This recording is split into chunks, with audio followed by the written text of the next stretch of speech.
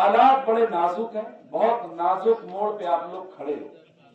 आज 2 ही लोग एसआईआर में अफेक्टेड हैं और खबरदार मैं ये भी कहता चलूं, एसआईआर में चूक न जाना। और ये जो डेट बढ़ी है, बहन जी की ताकत है। मैं आपको बता दूं, मैं एक ट्वीट किया था, बहन जी ने कहा कि कोई हमारा आदमी छूटने न पाए, नहीं तो कयामत आ जाएगी हिंदुस्तान में। और उसके बाद ये डेट बढ़ने का काम हुआ। आप जाकर और मैं बिल्कुल रियलाइज करता हूं कि जज्बाती और भड़काऊ भाषण दे करके, और हम लोग भी जज्बाती कौन है, हमें जज्बात बहुत अच्छे लगते हैं। बाद में चाहे जो कुछ हो जाए, बाद में चाहे हमारे घर के बच्चे जेल चले जाएंगे, कोई पूछता उठता नहीं है, लेकिन हम जज्बात पे बह जाते हैं। साहब ये तो बहुत अच्छा हमारे लिए बोल रहे हैं। नहीं, हमारे लिए कौन बोल रहा है ये इम्पोर्टेंट नहीं है, हमारे लिए खामोशी से कौन काम कर रहा है ये इम्पोर्टेंट है। अमल से जिंदगी बनती है, खड़े रहना है। मैं पूरी जिम्मेदारी से बात कह रहा हूं। बहन जी आ रही है, 27 में यूपी में आ रही है और 29 में केंद्र में आएंगी। अच्छा,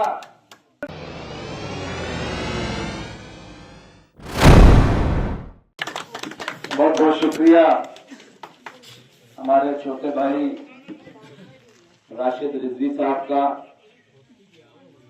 कि जिन्होंने इतनी खूबसूरत की महफिल सजाई है और दिल से। लिहाजा मैंने यकीन दिलाना चाहता हूं कि जितने दिल से आपने महफिल सजाई है, 27 में बहन जी आ रही हैं, और जब 27 में बहन जी लखनऊ में आएंगी तो उसी 27 में बहन जी यहां भी आएंगी। मैं सबसे पहले हमारे बड़े भाई क्या वो बात हुई थी जनाब आरबी त्यागी जी, उनका शुक्रिया अदा करूंगा। शुक्रगुजार हूं कि उन्होंने एतमाद हम पे जाहिर किया। इसके साथ साथ अभिषेक भाई, हमारे छोटे भाई, लगातार हमसे पिछले 4 महीने से लगे हुए हैं। हमारे सहपाठी, हमारे साथी, 40 साल का हमारा साथ है रामविलास भाई का, मैं उनका शुक्रगुजार हूं। और तमाम हमारे जो साथी, में बहुत सारे लोगों का नाम नहीं ले पा रहा हूं, हमारे भाई हैं भैया, मैं उनका भी शुक्रगुजार हूं कि इतनी रात में सर्दी के मौसम में बैठे हैं। सब लोगों का मैं माफी चाहता हूं, ताखीर हो गई, लेकिन ये जो ताखीर है ये इस बात की दलील है कि बहन जी आ रही है। क्योंकि आप सोचिए, अभी जुमा 8 दिन हुए हैं, लेकिन मैं सुबह से निकला हूं और अभी भी कई गांव छूट गए और हम वहां नहीं पहुंच पाए। इतना लोगों का प्यार, जबकि न कोई अनाउंस, न कोई पर्चा, न कोई डेट, कुछ नहीं। ये कि सिर्फ हमें यहाँ पे आना था। रामविलास भाई से बात हुई, अभिषेक भाई से कहा कि जब आप आ रहे हो, यहाँ गांव में एक शादी थी, हमारे इरफान खान साहब जो है, तो क्यों ना आप जब आ रहे हैं पहली बार ज्वाइन करने के बाद, तो आपका क्यों ना यहाँ पे स्वागत हो और हम लोग सब चले। तो हमने कहा मेरे स्वागत की जरूरत नहीं है, लेकिन मैं अगर बीएसपी में शामिल हुआ हूं तो मैं ये चाहता हूं कि ये बात पता चले लोगों को। और मैं शामिल हुआ हूं तो मैं ये कहता हूं कि खुदा जानता है कि ये ऊपर की तरफ इशारा हुआ है कि मुमताज जाओ और बहन जी आ रही, बहन जी के साथ लग जाओ।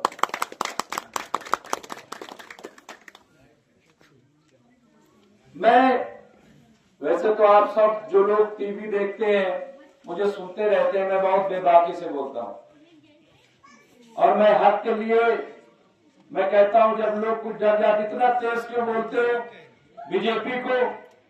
वो तो बहुत खूंखार पार्टी है, वो तो सबको अंदर डाल देती है, ईडी भेज देगी, सीबीआई भेज देगी। तो मैं कहता हूं कि जब वो भेजेगी तो तिहाड़ भेजेगी ना, तो मैं तो तिहाड़ भी होकर के आ गया हूं, मुझे कोई डर नहीं है। चले तो पैर के नीचे कुचल गई कोई शय, चले तो पैर के नीचे कुचल गई कोई शय, नशे के झोंक में देखा नहीं कि दुनिया है। ये जो हरकत कर रहे हैं उनको जवाब देने का वक्त आ गया है। और मुझे खुशी है कि हम जहां पे खड़े हैं, यहाँ पे 20% अगर मुस्लिम है तो 80% यहाँ पे दलित बिरादरी है और दोनों में एक है, यहीं से आप मिसाल जलाइए और पूरे कौशाम्बी में फैल जाइए पैगाम देके। मैं बीएसपी में क्यों शामिल हुआ, रामविलास भाई बता रहे थे, मैंने आइडियोलॉजी देखी। आज सच्चर कमेटी की रिपोर्ट में सबसे पहले ज्योतिबा फुले, इसके अलावा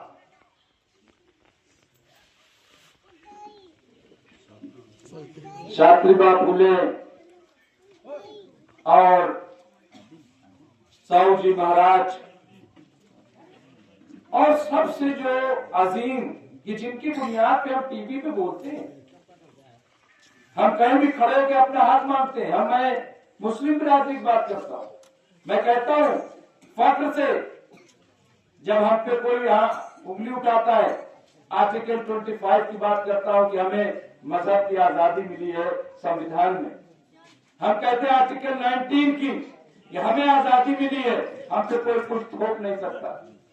जब हम इंस्टीट्यूशन की बात करते हैं, जब हम अपने इदारे मदरसों की बात करते हैं, तो आर्टिकल 29 की बात करते हैं, आर्टिकल 30 की बात करते हैं। ये उसी आइन ने, उसी संविधान ने दिया है।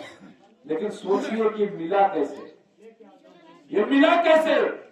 ये डॉक्टर भीमराव अंबेडकर जी ने जो संविधान बनाया 26 जनवरी 1950 के, ये उसकी वजह से। मैं कहता हूं कि सिर्फ दलित नहीं, मुसलमानों पे बड़ा एहसान है, इतना खूबसूरत संविधान मिला।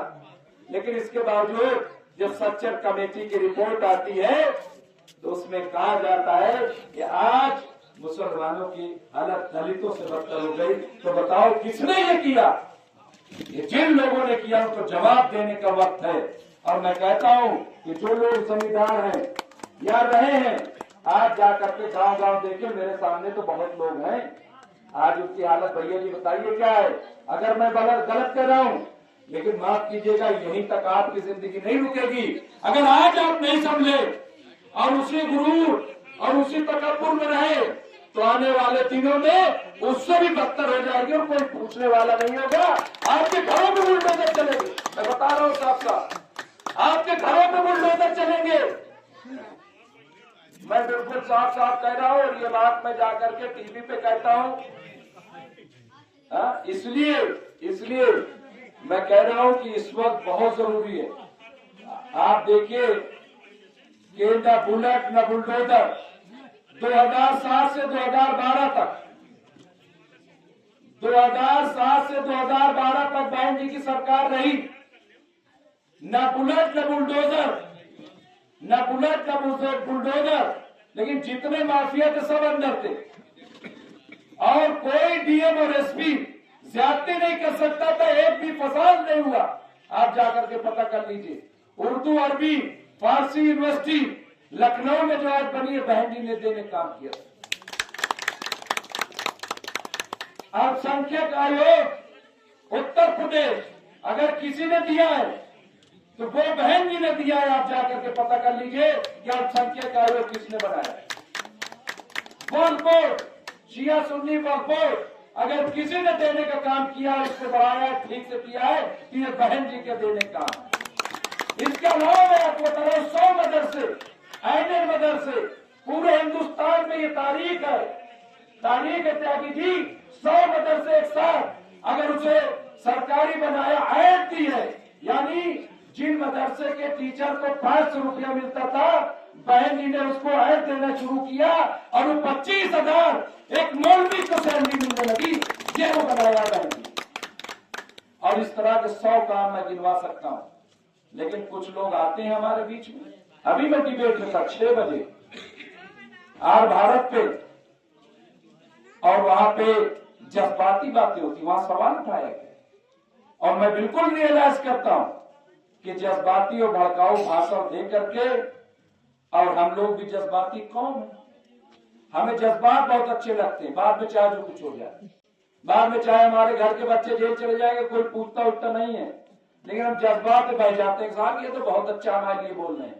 नहीं, हमारे लिए कौन बोल रहा है ये इम्पोर्टेंट नहीं है, हमारे लिए खामोशी से कौन काम कर रहा है ये इम्पोर्टेंट। अमल से जिंदगी बनती है, जन्नत भी जहन्नम भी। ये खाकी अपनी फितरत में न नूरी है न नारी। अमल कौन कर रहा है, काम कौन कर रहा है? 2012 से 2017 तक 600 दंगे हुए, आप जाकर के पता कर लीजिए। एक साहब ने कहा साइकिल आ रही है, आप कहा हाँ साइकिल आ रही है और उसमें यादव जी बैठ के चले जाएंगे, तुम लोग पैदल चलते रहेंगे। मैं कभी ऐसी बात करता नहीं, लेकिन जो फैक्ट है वो है, गुमराह होने की जरूरत नहीं है। मैं आपको बता रहा हूं, हालात बड़े नाजुक हैं, बहुत नाजुक मोड़ पे आप लोग खड़े हो। आज 2 ही लोग एसआईआर में अफेक्टेड हैं, और खबरदार मैं ये भी कहता चलूं, एसआईआर में चूक न जाना।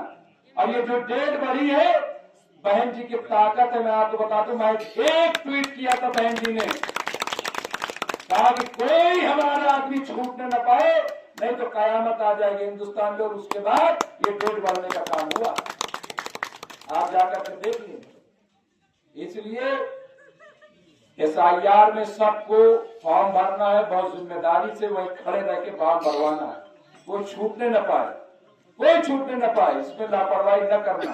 और डरने की भी जरूरत है, ऐसा नहीं है कि कोई जो है बिल्कुल से कह देंगे चलो निकलो, इतना आसान नहीं है। हमने आसाम के एनआरसी भी देखा, 7 बार आसाम गए। अब दुनिया की भी हम पॉलिटिक्स जानते हैं, दुनिया के 10 मुल्कों में हम गए हैं, अमेरिका, ईरान, चीन, Dubai, Uzbekistan, Abu Dhabi, Nepal, Bhutan, Sharjah, ये सब हमारा घूमा हुआ है। अमेरिका में हम 8 स्टेट गए और बड़े बड़े थिंक टैंकों से मेरी मीटिंग हुई। तो इतना आसान भी नहीं है, लेकिन मैं ये कह रहा हूं कि उनके मुंह पे जूता मारिए कि जिसको तुम बाहरी समझते हो, अरे मूल निवासी तो हम ही हैं। असल मूल निवासी आपके दलित भाई हैं यहाँ पे, वरना सब लोग बाहर से आए, समझ लीजिए। तो इसलिए उनका दामन पकड़ना है एक दूसरे का, और मजबूती से खड़े रहना है। मैं पूरी जिम्मेदारी से बात कह रहा हूं, बहन जी आ रही है, 27 में यूपी में आ रही है और 29 में केंद्र में आएंगी। अच्छा, कुछ लोग ये समझ रहे हैं कि ऐसे कैसे होगा। कुछ लोग तो ये दिमाग बिठा लिया कि बीजेपी को कोई हरा ही नहीं सकता। अब यही दिमाग बिठा लिया, ऐसा दिमाग बिठा लिया बीजेपी को कोई हरा ही नहीं सकता। जो लोग ऐसा सोचते हैं वो अपने आप को देखें, अपनी ताकत को पहचाने। अभी त्यागी जी ने बताया कि यूपी में सिर्फ 20% मुस्लिम और 24-25% यहाँ पे दलित भाई, आप जोड़ लीजिए, तकरीबन 45 से 47% होता है। और यूपी में जो सरकार बनती है, महज 30 से 35% वोट जिसको मिल जाता है उसकी सरकार बन जाती है। आप एक बार इकट्ठा हो जाओ, 17 में आपने पूरी ताकत झोंकी, सरकार बीजेपी नहीं हार पाई। 22 में आपने पूरी ताकत झोंकी, नहीं हार पाई, 109 सीटों पहुंच गई, बस, इससे ज्यादा नहीं। बिहार में जो हाल हुआ है वो आपने देखा। इसलिए मैं कह रहा हूं कि एक बार 27 में आप मुस्तैद होकर के वोट दे दो। आप देखो, न बुलेट न बुलडोजर, और ये जितने अपने अपने मुकदमे में वापस लेकर के बहुत ईमानदार बनते हैं, चोर चक्के, ये सब जेल में होंगे, और जितने ईमानदार देते सब बाहर हैं, सारे लोग बाहर होंगे। मैं जिम्मेदारी से कह रहा हूं ये बात। इसलिए इसमें कोई ऐसी बात नहीं। और मैं इसलिए बात कर रहा हूं, बस बात खत्म करूंगा, कि जब मैं बीएसपी का मैंने रुख किया तो मैंने रामविलास भाई को फोन किया। मैंने कहा ऐसी ऐसी बात है, उनका भी जिक्र करता चलूं। एक और पार्टी लेकर के आए चंद्रशेखर जी, तो मैं गया मिलने, तो कहा चाहे जो पद ले लीजिए। अच्छा, मैं चीफ ऑफ नेशनल ब्यूरो, इनकलाब का, दैनिक जागरण का नेशनल ब्यूरो, बड़े बड़े ओहदे पे बड़े बड़े लोगों से, मैंने कहा होता नहीं। फिर मैंने रामविलास भाई को फोन किया। मैंने कहा कि रामविलास भाई ऐसी सी बात है, क्या करना चाहिए। रामविलास भाई ने कहा कुछ नहीं, सिर्फ बहन जी, इसके अलावा कोई नहीं। और उसके बाद हमने अपने तमाम बड़ों से, जितने बड़े लोग जितने बड़े उलमा, चाहे मौलाना कल्बी जवाद साहब हो, मौलाना अरशद मदनी साहब हो, महमूद मदनी हो, इमाम बुखारी हो, इसके अलावा तमाम जितने बड़े, अभी जब मैं आया खानकाह होकर के आया, सबसे पहले मैंने पूछा कि क्या इजाजत है, और सब ने ये कहा कि अगर देश और उत्तर प्रदेश को बचा सकता है तो सिर्फ बहन जी बचा सकते हैं, चुनाव को नहीं। और इस हौसले अफजाई के बाद मैंने बीएसपी ज्वाइन किया और बहन जी के ऑफिस में खुद डायरेक्ट गया, और बहन जी के आदेश पर, जो आज सांसद हैं इकलौते हमारे बीएसपी के, राम जी गौतम साहब, और नेशनल कोऑर्डिनेटर भी है, उन्होंने इतनी मोहब्बत दिखाई, इतना प्यार दिया छोटे भाई की तरह, उन्होंने हमें बीएसपी ज्वाइन कराई और कहा मुमताज जी अब आपको काम करना है, और काम ये कह के करना है कि अब इफ एंड बट नहीं चलेगा, सिर्फ चलेगा तो अब नीला झंडा चलेगा, नीला निशान चलेगा और सरकार आ रही है। मैं ज्यादा कुछ नहीं कहूंगा। आप सबका बहुत बहुत शुक्रिया, तमाम दोस्तों का, साथियों का, और फिर एक बार कि मैं लेट पहुंचा सिर्फ इसलिए कि आप जैसे लोगों ने बहुत लोगों पे मोहब्बत दिखाई। अभी 2-3 जगह और मुझे जाना है। मुझे राशिद मीनू चेयरमैन जुबनजनपुर के, वो बेचारे 3 घंटे हमारा इंतजार किए, समझ लीजिए। राशिद रिजवी, जो रिजवी कॉलेज के जो मालिक हैं, वो अभी 20 मिनट पहले उन्हें शादी में जाना था, इतनी देर तक इंतजार। अब मैं यहाँ से जब निकलूंगा तो फिर इलाहाबाद जा करके वहां उनसे मुलाकात करूंगा। अभी मुलानी और 2-3 जगह और जा करके और फिर हम लोग इलाहाबाद जाएंगे। तो ये इसलिए क्यों लोग बुला रहे, सिर्फ इसलिए कि बहन जी आ रही हैं, और ये हमारा नहीं, बहन जी का स्वागत हो रहा है। बहुत बहुत धन्यवाद, शुक्रिया। जय हिंद, जय भारत, जय संविधान, जय जय जय जय जय भीम, बहन कुमारी मायावती जिंदाबाद, बहन कुमारी मायावती जिंदाबाद, मनोहर काशीराम अमर रहे, डॉक्टर भीमराव अम्बेडकर अमर